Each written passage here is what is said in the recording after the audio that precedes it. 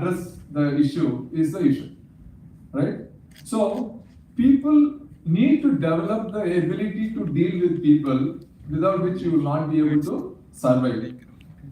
Technology, yes. Comfort, yes. Infrastructure, yes. All other things around you is important. There is no doubt about it. But end of the day, when you go to bed, you need to have that peace of mind. That can be given only by people around you. Choose the people and try and understand the people around you. And what makes the difference of, getting along with the people, right? Whether it is at home or in your society or in these institutions. Tomorrow, if you become an employee or a leader in an organization, you will have a lot of people to handle, right? So there is a whole lot of human resource around the life, all of us. So that's the area I think Professor wanted to be, kind of touching upon in this session. I'll try and do some justice, share some insights that that we have experienced over a period of time. I have actually spent quite a lot of time in industries, except for the last about 10 years or so, where I moved into a corporate role. So when in industries, actually you deal with blue collar, okay? And very often we think handling blue collar is a difficult task. Yes, to some extent, but they are also, kind of maturing. They are also seeing the world around. They are also experiencing what is happening outside their own life sphere. After, the recent spurt of IT industries, there is a demand for, ER experts. It is very surprising. Mainly because the more you have people, there will be an issue. So it doesn't matter whether you are a blue collar or white collar. Issues can come as long as a person is with you. That is because there will be a different thought process. Each one thinks differently. Each one aspires to be different. Each one is looking for their life ahead in a different way. They all come from different experience background. Somebody will be coming from rural side, somebody will be coming from city side, somebody with the agricultural background, somebody will be in the business background. So how do you expect them to be behaving the same way? So obviously there will be a difference of thought process. That's where our ability to understand where they are coming from and respond or work with them. So whether you are in industry, whether you are in engineering or business school or in law, finance, it doesn't matter. You are going to deal with people. So it's important that you build that ability to work with the people. I just brought this slide up to share with you why I'm saying this. So in the center of all your activities, the people, they are going to make the difference. There is no organization without people, right? You are going to be there as one of the human beings, and like you, there will be hundreds of thousands of people who will be around working in the organization. As you are, kind of interacting even in this institution, which has got about 20,000 plus students. You may not be meeting all of them, but at some point of time, somewhere, some occasion, you will interact with them, either for a good reason or bad reason, I don't know. But then you will have to move with the people. So in an organization context, if you look at, you may be engineer and then go and start an engineering activity, either in the manufacturing or product development or research, wherever you are going to end up. But please remember, you are going to work with the people. That's what this slide explains. The function does not matter. Functional requirement may be important to deal with that function, but as an organization, it is going to be the people who are going to work with you. And you need to understand and create a team where you can progress the organization very effectively. Individuals don't matter in an organization. Individuals matter only when it comes to your particular job. Once you are stepping out of your job and you need to work with different functions, that's where the human resource need comes. So if you look at this slide, this is a very interesting and I like this slide very much. There are two axes, which you all remember, know that. One is the time you spend in an organization, starting from day one, day zero or day one. And as you progress in the career. Where do you spend your time in terms of focus that you give attention to? One is technical. If you are an engineering graduate, you will start lot of your time spent on technical aspect, finding a solution for the problem, or creating developing a product. Lot more activities, time and energy spent on technical aspects. But when it comes to leadership, as you grow, you start reducing your time spent on technical aspects. If you are a technical guy, if you are a finance guy, you start thinking now less of debit credits. If you are an IT guy, you talk less of your languages, programs, issues. But you start focusing more on ideas, more on concept, more on future, how the organization needs to be built or taken to. So the technical aspect will come down, the conceptual or the strategic input that you need to, time that you need to spend will grow. That's how your career will progress and your attention is required. You can't be, if you are a senior manager, if you are a general manager, you can't go and keep doing the nitty-gritties of mission failure or fixing the bugs in your software. Can you? That's not your job. There are people for you. Your job is to, what is the future, technology that we need to focus on? What can we bring into the company? What can you build a new product? How can you take this organization to the next level? That's the focus you will have as you grow in your organization. But what will not change, whether you are at a team leader level or a CEO of an organization, one thing that will not change is managing people. That will never change.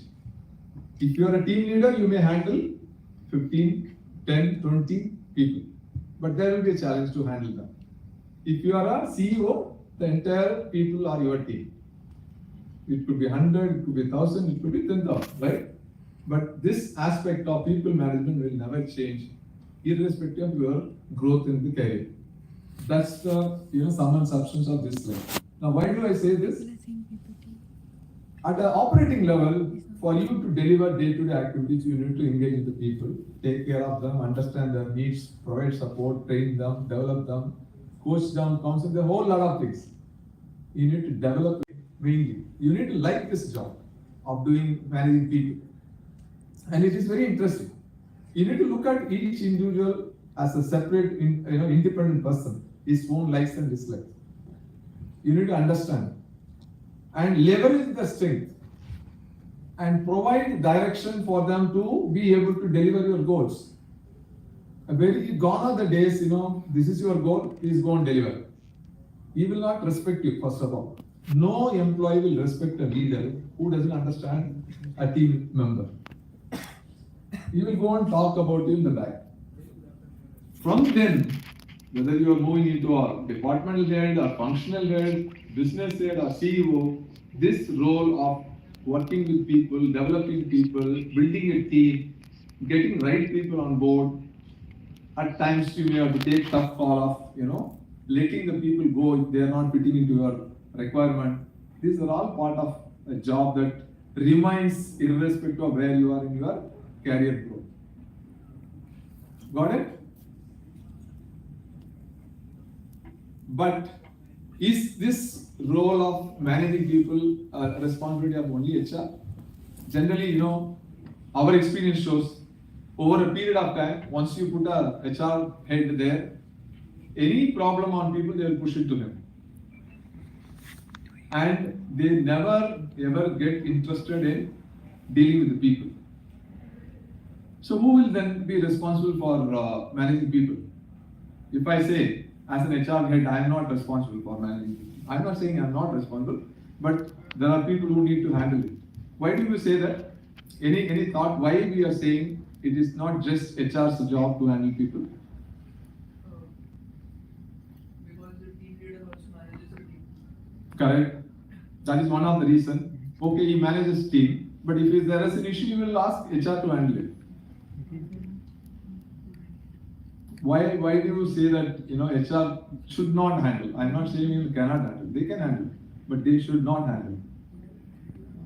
Because it's the people's responsibility as well to be The very simple reason, if there is an organization of thousands of people, there are normally a ratio is 100 to 200 employee, one HR person will be there, right?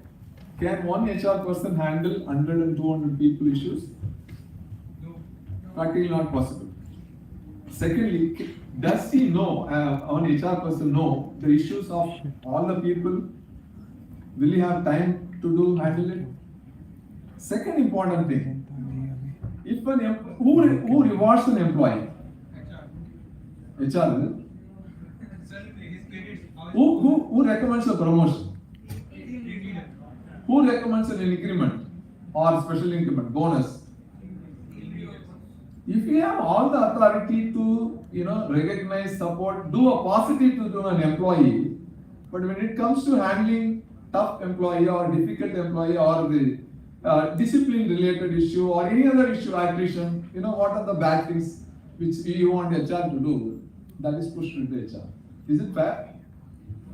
If I have the right to recognize, reward, whatever I want to do with an employee, my team member, I should also own and take responsibility to deal with the difficult employee. Very often, line managers are happy to do good things to our employee. But when it comes to handling any other issues, they find it uncomfortable. That's why we have one very beautiful saying in industrial relation concept is, if you are dealing with an employee firmly and fairly, you don't have to worry about it. Right? We actually either do firmly handle or we handle fairly, but little dicey when it comes to dealing with them firmly. It is important to you deal with them equally. If you develop that ability to deal with employees both ways, fairly and firmly, you will be able to handle it. And very often the issue comes when it comes to appraisals. We find it difficult to say that your performance is poor, therefore you are not getting increment. But we are very happy to say, hey guy, I promoted you, I given you an increment. So that we are happy to do because it's easy to do. If you learn to do the tough things, you will be able to manage the people. So that is why we are saying HR job is not HR job only. It is also a job of every single people manager, whether it is a team leader up to CEO, they are all called people managers, right? They are managing people. Everybody has to own it. But then what is the role of HR? That's the question next comes, right? Obviously, then why HR is there? Why do you need to hire people and keep them? Why are they required?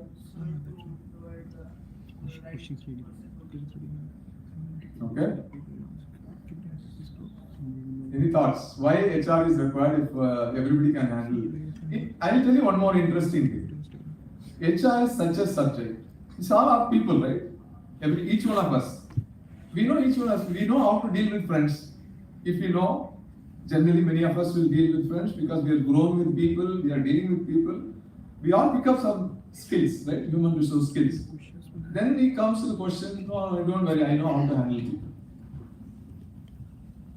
That's something. So they will get into the area of HR where they should be careful about. Instead, they will get into areas where they should not be handled. Right?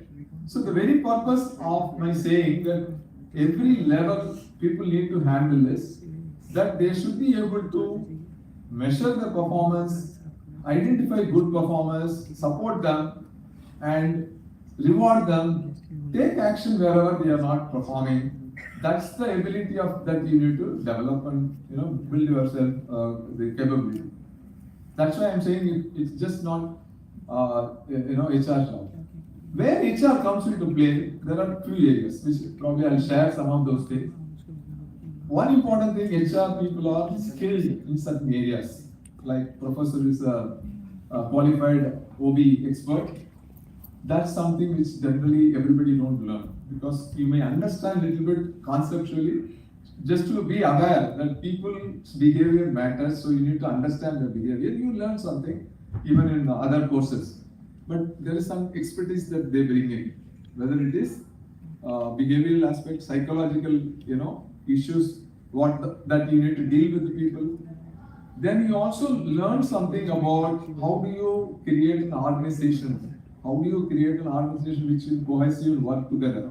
These are some of the areas where we bring in some expertise. Similarly, industrial relation, in a sense, it's called an expert domain. Especially 10 years, 15 years back, very few people get into that role because it's a very tough job. You need to know many things. You need to know the people. You need to know the environment. You need to know the legal provisions of that. So it's a little expert role. Similarly, if you look at it, legal aspects of employee relations or labor laws, that's something we don't expect operating managers to know. That is something you need to bring in. So we need to provide a wherewithal to this, other team, people managers to manage people. That's the role of HR. That is why we don't have every 20 people or 30 people on HR person. We have only about 100, 200, in some cases 300 people on HR person. Right? So this is something I think I wanted to drive and make it clear to you to understand that each one of you, whatever function you are in today, when you get into an organization, you need to be ready and be very comfortable in dealing with people. You start liking it. You will enjoy it. I actually have a lot of examples with my colleagues. One chartered accountant, after about 15 years of his job, he quit the job and started a HR consultancy. His consultancy does only two things. One is team building. Second is engaging with the people to provide coaching. So he likes this role, even though he's a chartered accountant. Generally, financial guys don't get into people management business. You know why? They become paisa wala. They start counting money. So obviously you can't count people. It's difficult for them to get along with the people. Everywhere they look at cost saving. But this guy created, got a interest in people management, so he started this consultancy. And many of our senior people, technical people, turned out to be HR directors in our my S12 company in Unilever. So that company provides cross-functional opportunity. So there are people who have become HR heads and presidents. So HR is such a nice function, provided if you like it.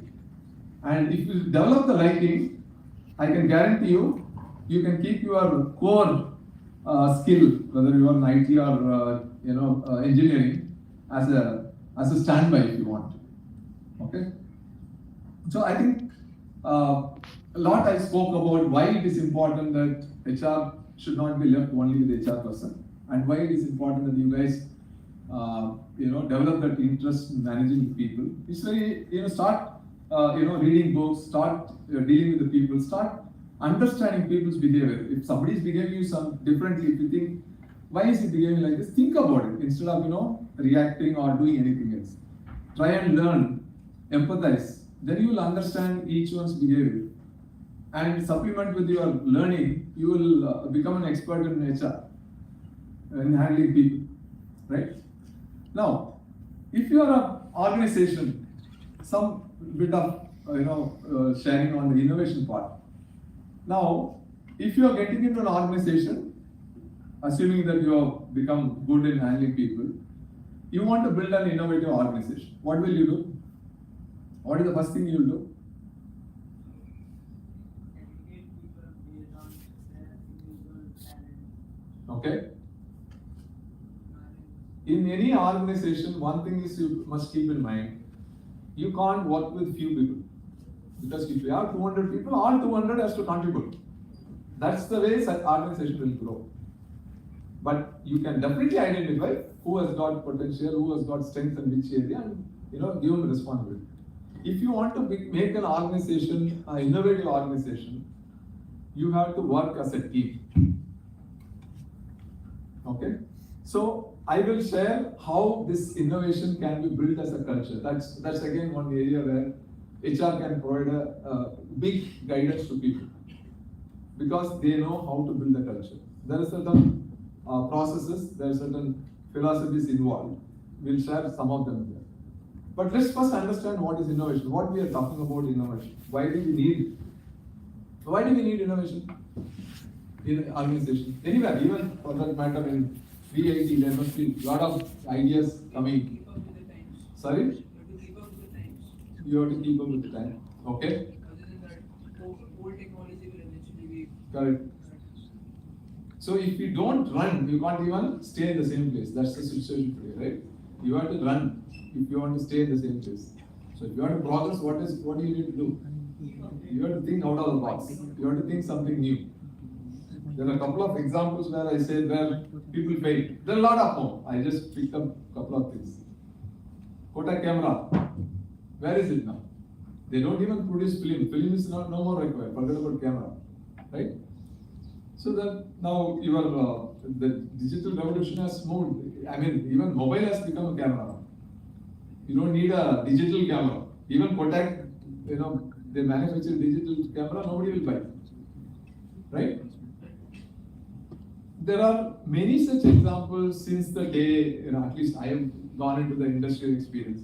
The first one I was told about this unity change. Change is part of life. Is that I think called tin box, metal box. Metal box is a company. Have you heard about it? Whatever you get, the metal things, food items or other things used to be coming from that company called Metal Box. At one point of time they thought, this tin box cannot be replaced. It's still there. There are still tin boxes, but the share of the market for packaging in the tin has come down drastically. So they are closed down because of boxes and cartons, glasses, PET bottles. So many things have taken shape, right? Packaging scenario has changed. If you don't adapt, you will fail. You will disappear. One more, Apple versus Motorola in mobile, specifically on mobile. Nokia, recent one, right? They are all gone. So unless you innovate, unless you enhance your product in terms of features and values, you cannot survive. To survive, you need to innovate, right? I'll just share a couple of concepts on innovation. There are 4 methods of innovation. Innovation can be, a spectrum, very small improvements that you do. I don't know whether some of you must be learning Kaizen, which is Japanese technology, which is small improvement, right? Continuous improvement process. Starting from there, a breakthrough technology. You can have many things in that pipeline. You can create a completely new product, bring in completely new product. Or you can improve the existing product. Or you can look at a product offering different services. Like, when mobile came, it was supposed to be the communication tool. Today what it does? It has become a personal assistant to you. You can do a whole lot of things with mobile.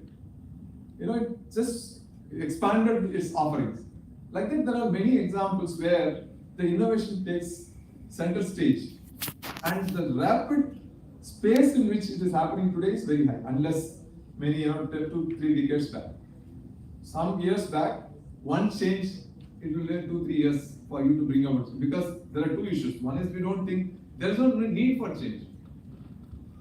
When I was, like you and joined Unilever, we were, at that time it was a seller's market, which means I determine the product, its services, its price, its packaging, whatever you want. I will decide what you need to buy. It's your fate, you better buy. Okay? Today what happened? I will have to continuously look at consumers' behavior, talk to them, get their insights, bring in products and services which can meet the requirement. In fact, we have gone one step ahead. Today, Unilever, if you take an example, they have gone one step ahead. They create product market. They don't tell them, no, you need this. Not only Unilever, many companies now you know. Whenever you look at advertisement, what do you hear? Oh, this has happened. You buy this, otherwise you'll learn. One example is in the toothpaste. Salt Epsom is fine, salt. Then somebody will suddenly come and appear, use your product having salt. What does it mean to with their brushing? But they are creating a market, bringing in a knowledge to you, saying that boss, if you don't add salt in your toothpaste, you are going to lose your tooth. So which means they're making you to buy something by creating a market. Many years back, we used to wash with soap hands, right? Today they say don't wash because you're touching, many people touching same soap. So go to the liquid.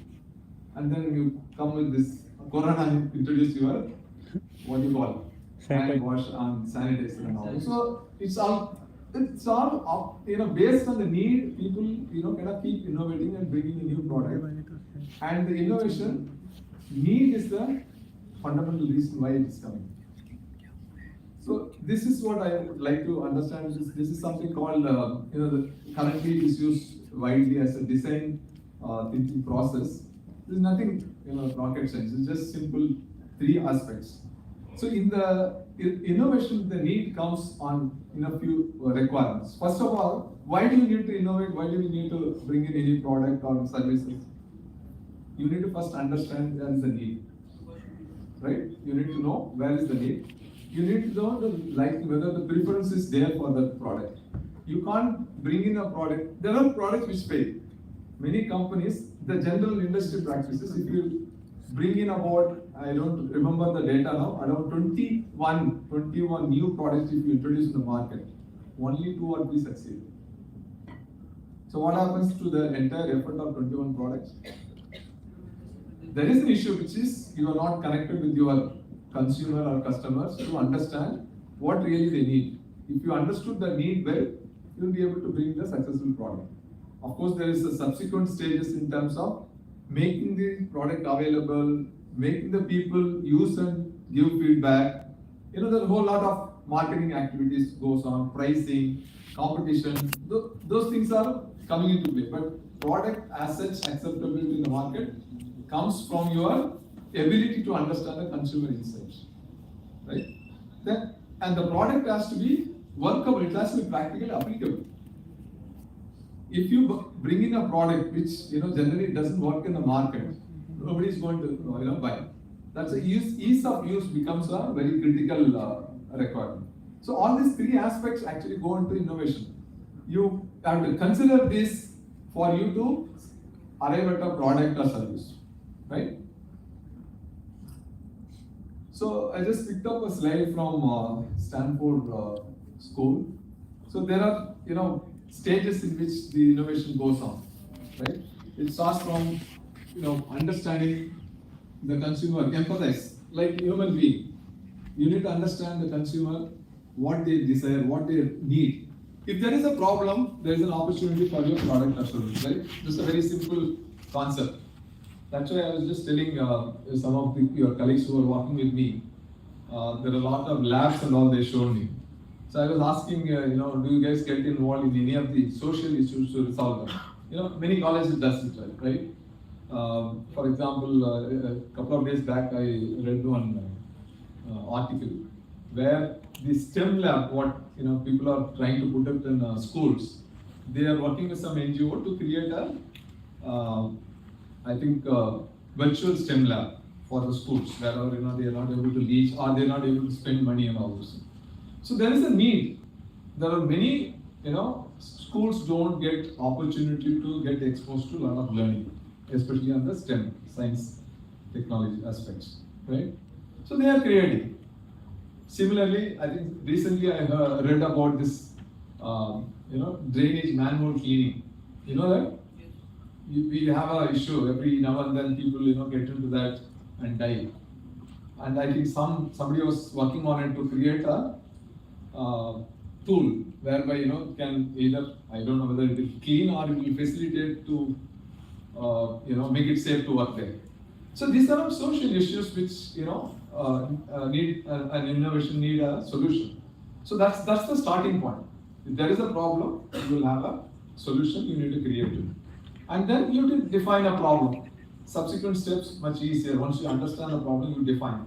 Then there is always a team involved. Ideally, a lot of ideas will come.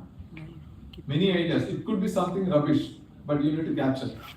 All the ideas, capture, start eliminating, shortlist the best one, and then move to the next stage of creating a prototype, pilot or prototype, whatever you in your language you call it, and test it whether it is working. Right? Then you release to the market. This is the stages which maybe some of you are not, because some of you guys are technical guys, you know.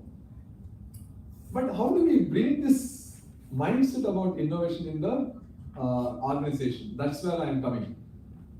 Okay? This is where the building culture of innovation is important. If you think of innovation, which company comes to your mind? Sorry? Apple, Google, okay. Sorry? Facebook. SpaceX. Okay. In the product company, if you look at it, 3M is supposed to be the best innovating company, and they have a very clear strategy. If they are not in the first three levels of market share, they don't exist. They don't want to continue in the business. Very clear, because they want to be the best among in the industry. So they are supposed to be the very most innovating company. Now, over a period of time, a lot of new companies are coming. Innovation has become a big way of life. What level of innovation they do, whether they do breakthrough or they just do a continuous improvement, that's a different industry follows based on their industry requirement, right? But it is important. So you want to actually create that culture, build that culture in the organization. So you have a role, whether you don't expect this HR to be done. HR will facilitate because they are the change managing architect. They know how to bring about the change, how to build the culture in the organization.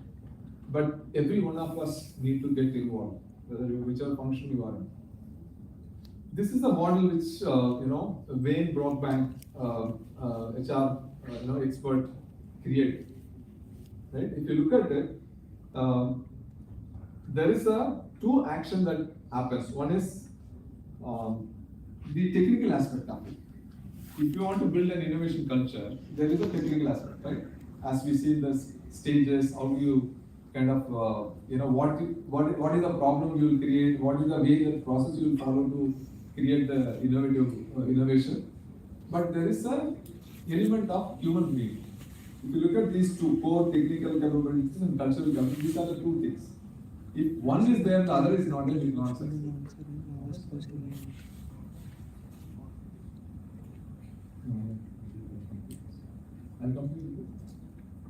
Okay. So there are two aspects. One is technical aspect, another is people aspect. However expert good you are in technically, Apple product today is supposed to be the technologically advanced. They continue to create product, but don't think that there is a culture of innovation. There is a culture of improvement happening there. That's what is happening. And who does it? Who brings the new products in Apple? The people. Sorry? People. Sorry? See, technical people.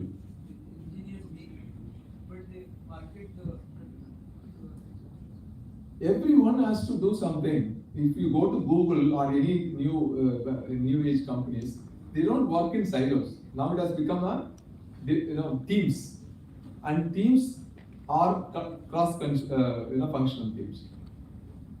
Because you need to understand human psyche of each product, right? You are not producing something for not used by people, whether directly or indirectly. Something you will use personally, something comes to you as a service or product in a different way. So there has to be people. There has to be cost. The cost guy will be there. There has to be a human resource person. There will be a technology person. So everybody will involve. So how do we get everybody to think in one alignment? That's what this culture building takes place. So when Brockbank says that if you have an expertise in technology, but if you don't align people to this culture, you will never succeed. Again, the people management comes into play at all levels, right? So you will actually align this requirement to your business strategy, which is the corporate strategy. Again, if you want to have an innovative organization, okay, they will do it. If you want to have a customer-centric organization, again, you will have to do something. Different organizations have different requirements. If you go to the hospitality industry, like maybe 5-star hotels or aircraft. Aircraft requires a lot of technology involved, but end of the day, safety becomes important. Or the guests who come to your aircraft is important. If you think dealing with passengers is critical for my success, you will build a culture around it. Right? You may create a world-class aircraft. You may bring in world-class aircraft. Right? You may assure safety. But if you don't treat your guest on the plane, you will fail. Right? So that's where the alignment of technology and people coming together as a one channel to build the culture in the organization. So everybody talks the same language. Everybody will look at a guest or look at a product or look at a service in the same way as in the CEO things. If you have that culture built in the organization, then there is a high possibility of success in your attempt to build whatever culture you are trying to build. That's what this concept is talking about. Once you decide that, then you make action plan and implement it. That's the second aspect. But in the entire journey, you have to partner with your HR person to build this culture. And if you look at it, the culture building happens in all the functions of HR. I'll tell you an example. For example, if you want your employee, every single employee to treat guests like your God, right? You will first start defining what does it mean for me to treat an guest as a God. You define. I'm just giving God just for the sake of understanding to give an emphasis to the requirement. Then you define it, and you start recruiting people who are aligned to that kind of an approach. You can't go and a rogue, recruited and put him in a front office, and how you will deal with the customer, your guest, right? Forget about just physical appearance. That's anyway you can make out. It's very difficult to understand the behavior of a person, whether that behavior will suit your requirement to treat guests like God. From that function onwards, from the recruitment onwards, every stage you have to build that. If you reward the person who treats his guests like God, then what happens? Everybody likes it. Oh, if I treat my guests as a God, I will get rewarded. And you promote a person who's actually, kind of treating your guests as a God. So this is how in each of these functions, whether you are recruitment, onboarding, compensation, training, whenever you talk about training, you have to talk about it. One example I will give. In Unilever again, safety has become one paranoid issue at some point of time. There are a lot of industrial safety and road safety was happening. We engage consultant DuPont Safety. They are the world-class safety trainers, DuPont. And they have again some of these aspects, come into play in that entire journey of implementing DuPont safety behavior in the organization, right? And one of the things I'll tell you, if anybody violates safety rule, they will be sacked. As I said, if somebody is demonstrating brilliant safety behavior, he will be rewarded. Equally, somebody violates, he will be sacked. In the initial couple of years, many senior managers were sacked for not complying with the safety requirements. That is how you send a message to the organization. And who can do that? Who can do that, both rewarding and punishing? HR. Sorry? HR. HR as well as creating. Every leader, every people manager should do it. That's how the culture gets imbibed in the organization, ingrained in the organization. If you think HR can do it, then you're still not listening to me.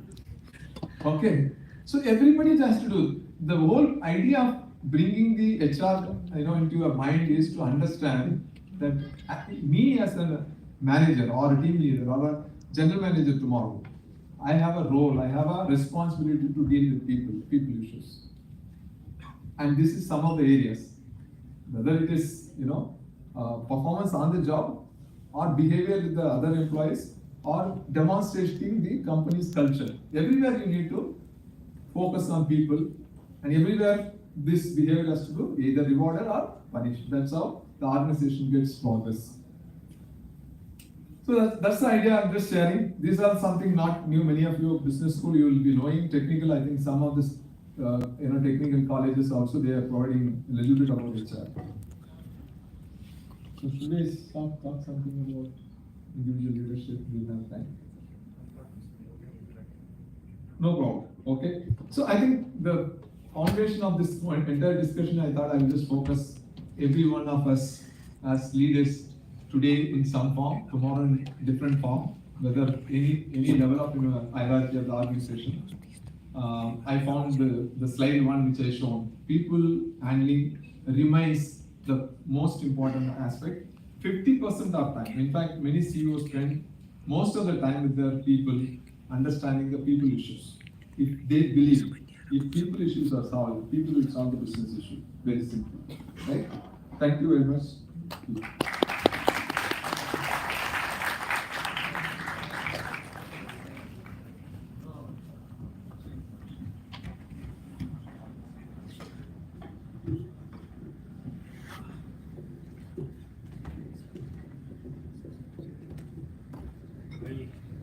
Students are fixing the laptop. I'm going to have an activity, so I'm going to request. When I show my left hand, this side, the left, this whole rows and columns here will have to clap. Okay? And then when I move this side like a orchestra conductor, I'll expect this side to clap. Shall we have this activity? Yes, sir. 2 to 3 minutes. Come on.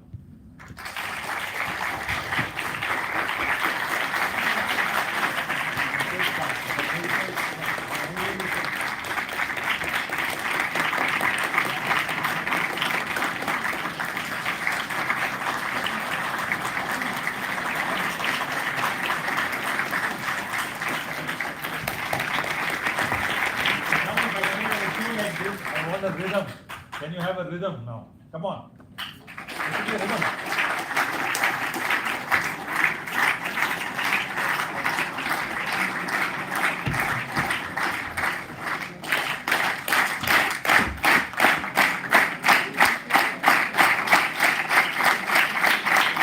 So this is the essence of this whole club is if you create synergy among people,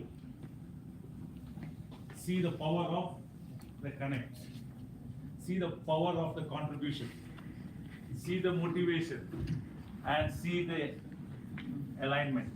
And this is what HR brings to the table. If you understand that, most of you will not have your mobile phone in your hand while the speaker is Speaking. deeply engrossed and trying to connect with you, and your organization is running in a particular fashion. If you guys don't align with the business, if you are now going to go astray, what is it that you will be doing in the organization and which way will the organization progress? So very important element that I wanted to leave behind before I even start while I get to show you some slides, just a glimpse of how HR is taking shape. Who is responsible for HR? He set a very good platform for me. Thank you, Mr. Soundarajan, because he gave you a perspective of who collective ownership, who drives the soul of the organization. So I hope that I won't put you to sleep and also won't let you work your fingers through your mobile phones. I would like to extend my gratitude to you, sir, for your outstanding insights and covering almost all our queries with the help of your extensive expertise. Our next guest speaker is Dr. LRK Krishnan, is vastly experienced in the field of human